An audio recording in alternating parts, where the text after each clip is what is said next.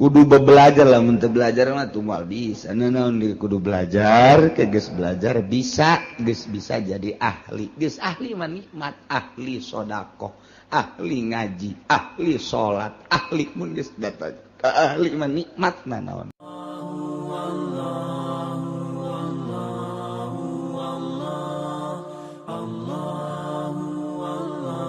Urang wauhna jeung jelema jeung tukang ngabohong pasti urang milu bae tah ngabohong. Geus mun wauhna urang jeung jelema nu wauh ka Gusti Allah, nu paham ka Gusti Allah, pasti diajakna ka Gusti Allah Subhanahu wa ta'ala. Wauhkeun diri urang ka Allah, babari wauh ka Allah. Dia cek Kanjeng Nabi ti Gusti keneh man arafa nafsah arafa rabbah, sajelema anu nyaho ka dirina bakal nyaho ka pangeran. Nyaho ka diri urang, urang nyaho ka pangeran. Saha diri urang teh makhluk, berarti nyaho pangeran teh khaliq. Saha diri urang mah butuh dahar, berarti khaliq mah teu butuh dahar. Sebab Allah mukhalafah lil hawadis, nyaho ka diri urang bakal nyaho ka Gusti Allah. Carana bertauhid coba gerak ti mimiti wujud kidam bako mukhalafatus kabelah dituna terus urang bersyariat bertauhid berangkat ti mimiti aqwal datang ke ahwal urang engke wauh jeung Gusti Allah. Moal bisa lamun eueuh nu nuduh-nuduh geus kudu dituduh-tuduh. Nah iyalah urang ngaji per minggu ieu teh dituduhkeun supaya wauh ka Gusti Allah Subhanahu wa ta'ala. Tadina urang ngaji ka Cilongok can wauh ka Gusti Allah sorangan bae. Barang geus wauh mah jeung Gusti Allah aya jelema nu milu diajak ku urang tawauh tah ganjaran berarti Allah ridhoeun mun urang ngabonceng. Kabeneran nu dibonceng najahe. Lain ridho menang godog dung-dung. Masya Allah. Urang wae dulur nyegat teh diteureun, babaturan nyegat teureun, giliran bae bangsa konde. Lain orang dia diajak malah tidak kan dipaksa. Doraka malulu. Ya Allah ya Rabbi wauhkeun diri urang ka Allah abeh manteng ibadah ka Gusti Allah mun geus manteng nikmat geura salat teh moal karasa sedekah ge moal aya hook lantaran sedekah teh nu dideuleuna makna daripada sedekah. Urang mah hitung-hitungan boga duit 100.000 sedekah ka fakir miskin 10.000 masih dihitung-hitung keneh. Aduh, kurang ya 90.000. Jadi kurang 10.000 hese neanganana mangkaning eta. Urang mah pabeulit jeung kos kitu bae tapi lamun tek mah ningali ganjaranana 10.000 dititipkeun berarti pake meuli sorga. Naon hartina duit 10.000 lamun dibandingkeun jeung sorga Allah. Tah lamun nu kadeulina sorga nu kadeulina bidadari tuh digerokeun deui pake mesin kadieu sia kunaon ye kabeh ye urang malain kadieu sia kunaon 5.000 bae dicokot deui kombalian tah amo sodako make kombali teh kira-kira tuh ya can paham eta keur carita sodako boro-boro ka batur urang mah ka pamajikan ge pelit jasa ka pamajikan bae nu sagulung sagalang pelit keneh bae. Pelit jasa ka pamajikan teh. Bebeja ka balanja malu. Nu kamari pan aya kombalina. Kamari iraha kamari. Kan sia nyokot. Oh, sabaraha 100.000 meureun paling ge dibalanjakeun 20.000 teh kombalina ka mana? Beuh ka, geus sabaraha poe eta? Sabaraha poe. Tungtungna mah gara-gara balanja hakeuk. Kadenge kata tangga. Masya Allah. Kuruda ke ka balanja tah. Ka balanja dia tah. Balanja dia ka. Beuh lain ye. Masya Allah. Taya orang belajar nu didelena ulah terlalu duniawi tapi nu didelena ukhrawi. Bakal harampang kabeh. Nikmat belajar kos kitu teh kudu belajar. Kudu belajar lah mun teu belajar mah tuh moal bisa. Naon di kudu belajar, ke geus belajar bisa, geus bisa jadi ahli. Geus ahli mah nikmat, ahli sedekah, ahli ngaji, ahli salat, ahli mun geus datang ka ahli mah nikmat naon. Moal datang ka ahli mun teu belajar heula. Geus belajar heula urang buka duit sabaraha ya? 10.000, 1.000. Heh. Belajar. Buka duit sabaraha teh kali? 20.000, 2.000. Heh. Iya. Pokoknya 100.000 ya, belajar. 1.000 kali. Teu naik-naik. Belajar teu naik-naik. Guys, berarti lamun kelas teh mah kelas hiji bae. Teu naik-naik takos kitu teh eta, masyaallah. Urang teh hayang naik darajat urang, munggu Allah Subhanahu wa taala faktor mana, sektor mana urang nu bisa ieu. Urang mah kebenaran bogana tanaga pake naikeun darajat ka Gusti Allah. Urang mah ku Gusti Allah diberena teh dunia pake naikeun darajat ka Gusti Allah. Urang mah diberena ilmu ku Gusti Allah, ilmu pake naikeun darajat ka Gusti Allah. Allah mere fasilitas ka urang teh titah digunakeun buat naikeun darajat urang. Henteu kudu jadi kiai bae, henteu kudu jadi pengusaha bae. Naon fasilitas nu aya di diri urang? Akur bae. Akur bae pake naikeun darajat. Urang dibere dunia, coba dunia pake naikeun darajat henteu. Urang dibere tanaga, coba tanaga pake naikeun darajat henteu ka aing cak Allah ye. Pake teterekelan teh dibere ilmu, dibere wawasan, dibere ilmu politik, dibere ilmu ekonomi, dibere ilmu agama, dibere ilmu budaya dan lain sebagainya. Pake naikeun darajat apa henteu? Ieu fasilitas ti Gusti Allah, tinggal urang apa? Kos maca Quran, kita maca Quran, cakolot baheula pan aing mah baheula unu maga. Lain teu hayang cakolot teh. Ngan aing mah apal lisan ku ari teh ngan apalna 3 doang. Hiji Fatihah, 2 kuliah, 3 kulu. Jasa kituna ti baheula aing mah ku ari atuh belajar teh hese. Eta teh Quran dibulak-balik bae. Bismillahirrahmanirrahim. Batur mah nu bisa maca Quran fasilitasna atuh.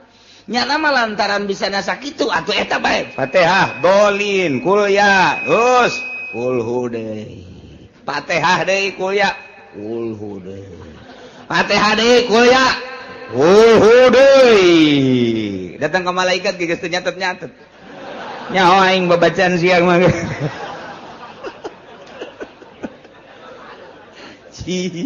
Atuh kos kitu bae eta ulah jadi ulah risi.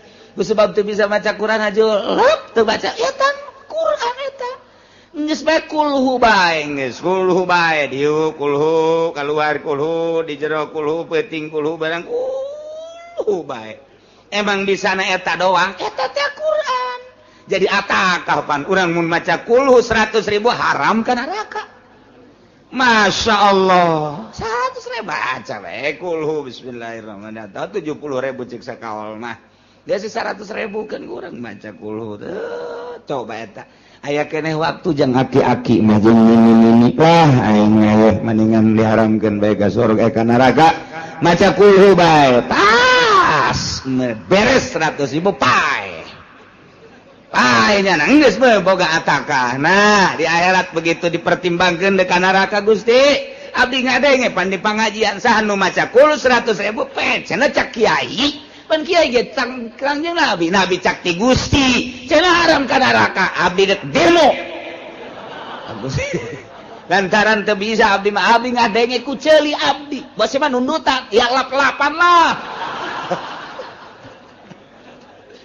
Jadi tah bahasa-bahasa kos gitu bisa pakai pertanggung jawab ke Gusti Allah. Tah eta hasil ngaji pan.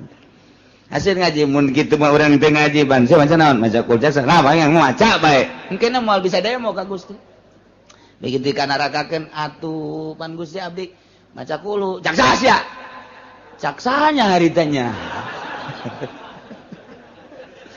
tanggung jawab aya kitu mah cak saha ngaji dieu sa ngajina cilongok tangkeun kiaina bener pernah ngutakan bener cak sia buka kurang teh pan qala Nabi sallallahu alaihi wasallam man qara al ikhlas mi'ata marrah mi'ata alfi marrah bejakeun ataqallahu dah pada eta cak Kangjeng Nabi tapi dipanggil bener pencak Gusti wah bener ieu mah tuh geus ka surga kan lah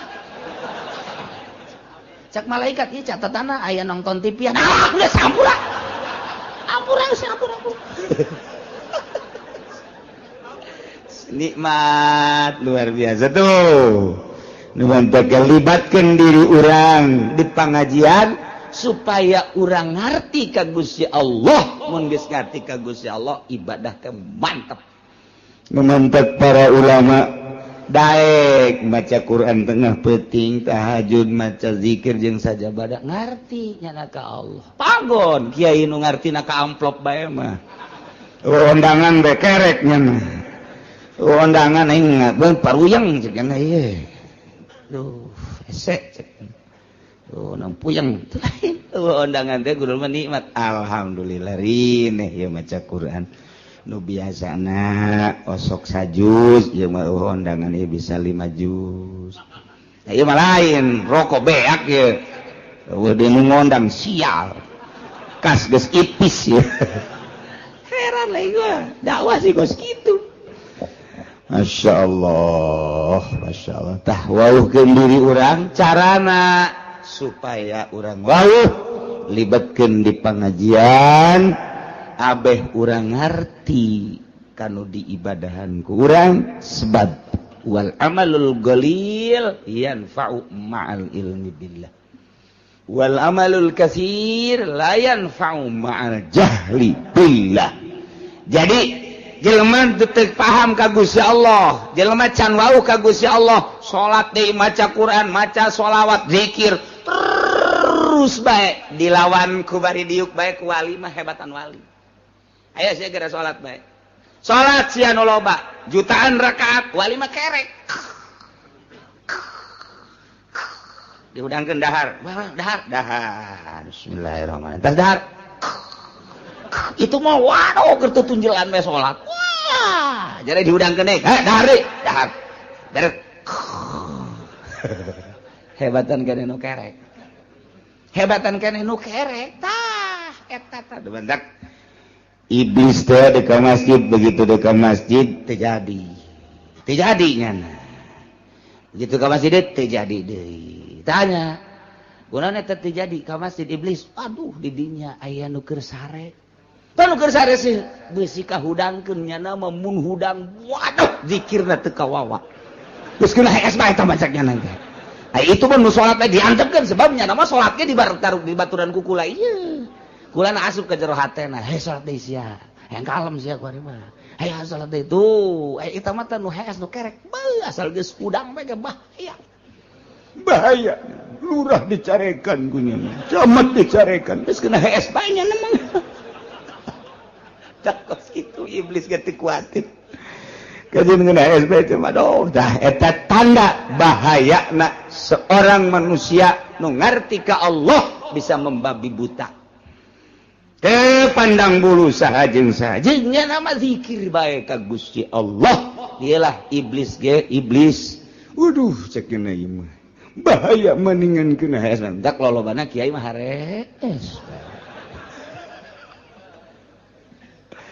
Nailah orang ngawuhkeun ka Gusti Allah Subhanahu wa alaiha wajib ka nyisarwiti irda waladi hanyusuan anakna Allah baakana susu pertama lantaran susu nu pertama etalah anu bakal ngajadikeun kekuatan kasih bayi baka wajib nyisarwiti nyusuan anak kanu pertama wajib tah borosot adanan sunah ku bapana katuhu adanan kenca komatan supaya nu pangheulana kadenge kunyana ulah suara televisi ulah suara HP jauhkeun HP beusi keur borosot nang minung nah kadenge oh iya berarti ulah jauhkeun dina suara-suara kitu azan Allahu akbar Allahu akbar ngadengikeun orok teh oh sakieu ge urang diazanan nonton TV bae komo mun teu diazanan meureun baheula oh masyaallah tah beres andian atau geus dipandian azanan si orok dibersihan langsung susuan ku cai susu nu pertama laba ngaranna etalah anu bakal ngajadikeun kekuatan kanu jadi anak terbantak susu nu pertama eta mah sing hade tah indungna teh hartina sing hade teh barang daharna sebab eta nu ngamimitian bakal jadi cikal bakal di dirina sing hade barang daharna ulah meunang maling ulah meunang korupsi ulah meunang nyatut sing ada kadaharana ulah nu haram di daharna tah eta nu susu nu pertama eta nu bakal ngajadikeun pondasi budak mantak wajib tah nu pertama eta mah susuan budak teh eta sing ade kuari mah geus teh darek nusuan si indung teh bae langsung gak bung cenah langsung susu sapi geus bae make susu sapi mentek kagedean lagi atuh geus bae nya nanti aja ngarasa sapi anak sapi ka ditu teh geus kulantaran ngarasa anak sapi atuh neuleuh bikang teh ka dituna atuh ongkos sapi bae kumaha neuleuh bikang main ceklak bae eta gara-gara teh disusuan ku indungna akibatna nyana neuleuh mangsana teh sakumaha sapi bae geus eueuh ka isin tadina teu disusuan ku indungna wayahna sakari deui ka indung ieu mah ka salaki mah teu kudu nyusuan teu kudu nyusu malah mah ieu mah kuduna ka indungna wajib nyusuan anakna begitu borosot lahir wajib tah si indung nyusuan anakna saenggeusna nu pertama eta mah tah kadituna mah bebas cuma badahu sabada nyusuan anakna nu pertama ilam yujad ilahiyya au ajabiyatun wajaba irda'uhu lamun sasa kecuali indungna neangan nurek nyusuan nu sajen lain cara di Arab lain cara di Eropa lain cara di Timur Tengah babari neangan anu kuli nyusu teh di urang jarang panu kuli nyusu tah kulantaran hese indungna teangan sakadar indungna dak wajib diteruskan ku indungna disusuan lamun aya nu sejen aya nu siap nyusuan kakarak menang disusukeun ka nu sejen pokona mah sahabat mah nu aya saenggeusna nu pertama mah teu meunang ku sasakudu ku indungna bae lamun kadang-kadang indungna cai susuan ulah waka disusuan ku sasaeulan ulah waka bere bae madu bere bae naon bae cai beas ke mal kebel di asana wadang ya budak tah eta ku indung bere lah nungguan indungna supaya aya cai susuan ya resepna cek Imam Ghazali ngadaharlah bangsa sayur mayur nu loba bangsa senggang kangkung jeung sajabana tak engke subur cai susuna susukeun ka anakna nu pertama mah tungguan ulah disusuan ku sasaha geus beres susu nu pertama tak kakarak mun sasaha ku indungna deui mun aya nu sejen indungna ngameunangkeun mangga bapana ngameunangkeun mangga disusuan kudu sejen ieu ka urusan nyusuan mah geus rapih agama deuk kumaha deui ndek kumaha deui masyaallah ieu jadi masalah teh kuari mah ieu ngalahirkeun ieu nu jadi masalah teh asana bidan cukup jang ka neraka kos kitu bae teh teu puguh teu karu di USG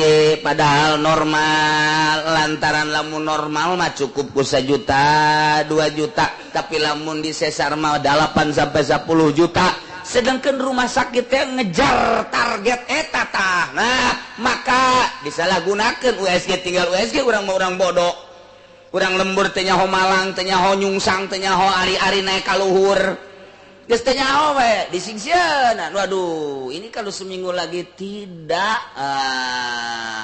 lurus. Nah ini harus disesar. Geus ceurik bae, utang hitung bae.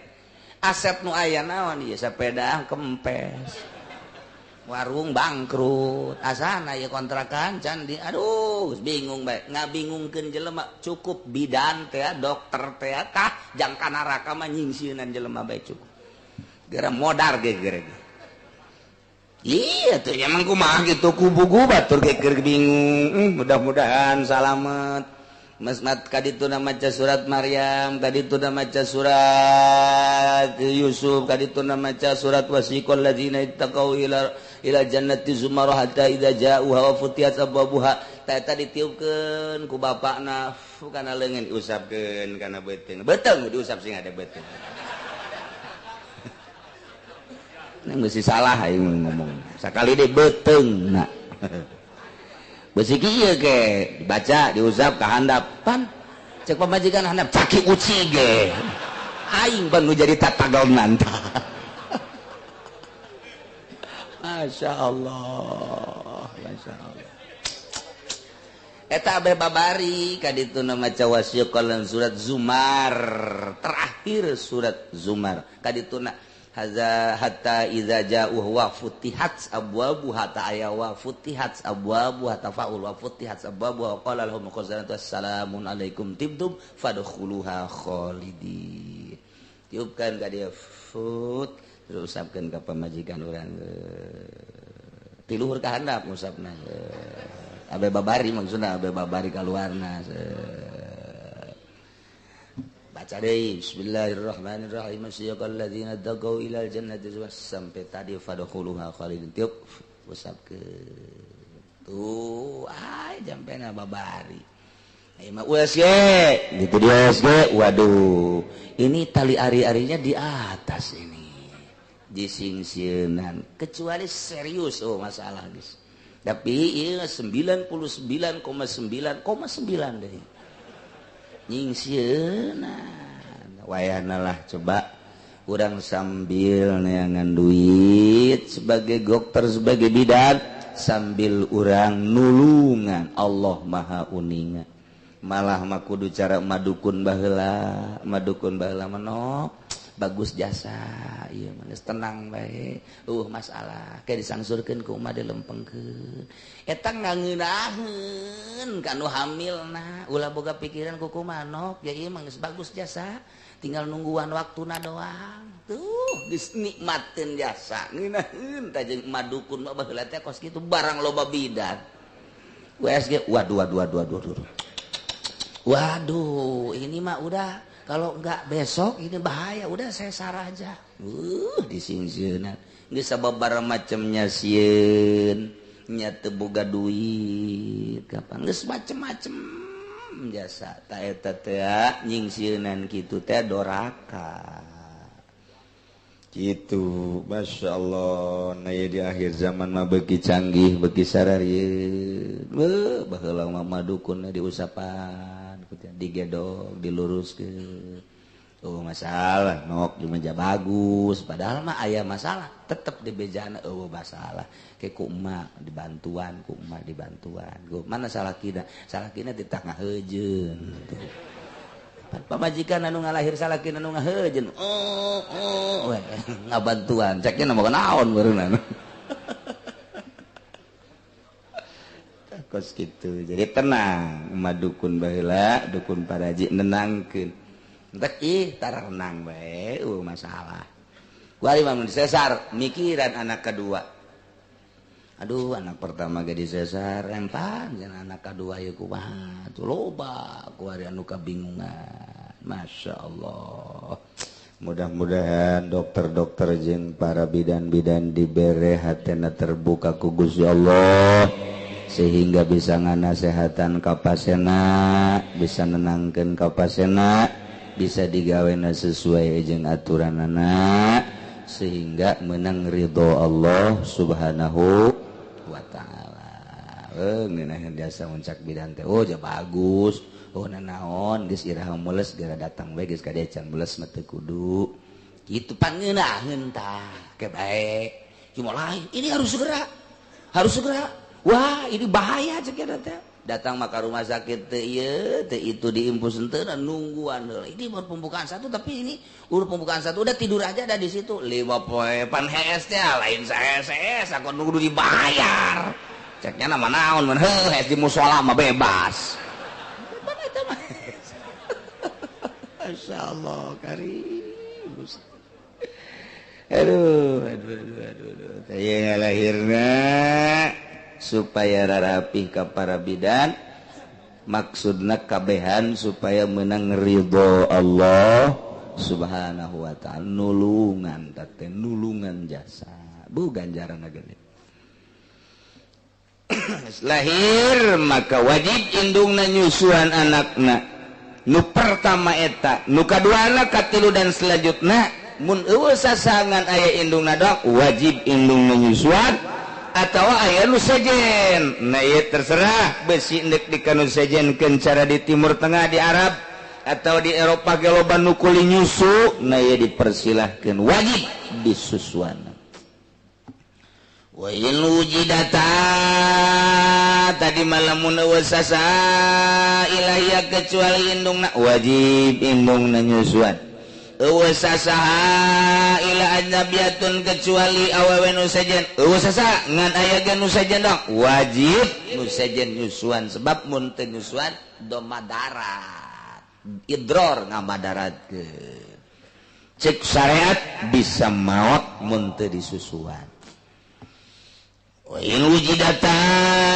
lamunnya indungna aya nu sejen ge aya nu siap nyusuan lam tujbaril teu meunang dipaksa indungna kudu nyusuan nu penting mah budak aya anu mangnyusuankeun teu mesti indungna bae kabeneran indungna dilarang mah ku salakina aya tapi nu nyusuan nu sejen neng ja aya ieu tuh nu nyusuan nu sejen neng mah ulah nyusuan pan kunaon kitu ka osok bedek bedek ada udah burak teh gitu asal tak nyusuan we gua sakumaha urang Turki nah di dele-dele teh waduh tama tuh aya 2 letreun mah da ulah nah eta lamun dilarang terserah lamun atuh ngobrol-ngobrol atuh ulah susukeun ka batur asi aya mah tapi lamun eueuh nu nyusuan ba nu sejen haju kitu aya ge indungna doang teu meunang dilarang-larang mun aya nu sejen teu bisa dipaksa indungna teu meunang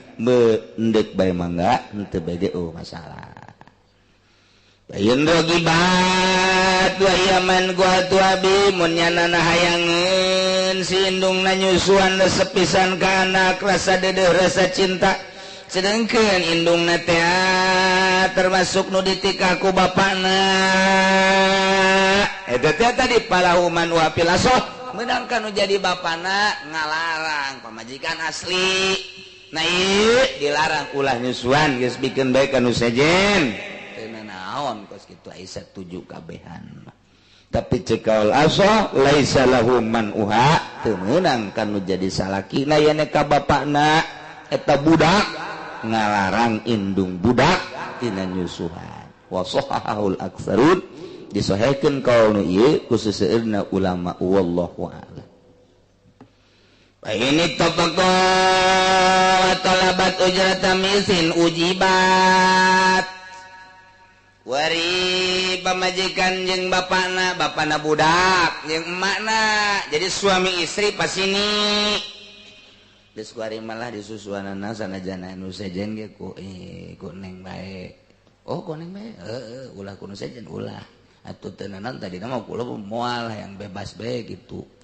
henteu lah ku neng bae susuan cek salakina teh cek pamajikanna teu naon ngan kurang mah bayar heeh sabaraha tuh bayarna teh eta teh sapoe teh kudu dibayar 50.000 eta harga biasa eta 50.000 teh harga biasa cek salakina lamun sapoe 50.000 10 poe 500 sebulan 1,5 juta kan bencit bae aing atuh tadi mah 1,7 50.000 bayar non gitu kan eta murah eta sakitu teh 50.000 aduh tawar atuh tawar jadilah 40.000 sapoe teh hayang dibayar si pamajikan anak nyusuan anak teh nu tadi naja aya ieu batur mun batur mah tetep teguh dipasinikan wajib disusuan ku manehna ieu lantaran aya batur nu siap diburuhan teh meunangkan dikabaturkeun ku ari mah ditita ku salakina geus bae ku neng melah ulah ku batur atuh teu naon tapi kula bayar sapoe 50.000 adu tawar jadi 40.000 wajib tadi bayar pamajikan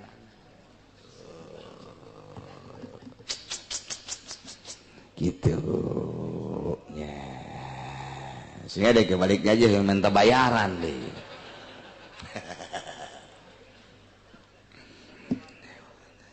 au fauqaha fala saluhureun harga misilian saluhureun biasa kebiasaan awewe buburu teh buburu nyusuan 50.000 sapoe eta biasa geus bisa ditawar ke orang 40.000 iya bapak majikan anak yang dibayar sampai 75.000 atau 100.000 tak eta mah kekeh ulah daek nyusuan anak ya tapi bayar 75.000 komo ka 100 mah eta teu wajib dicumpuanan kudu jadi bapakna lantaran mahal teuing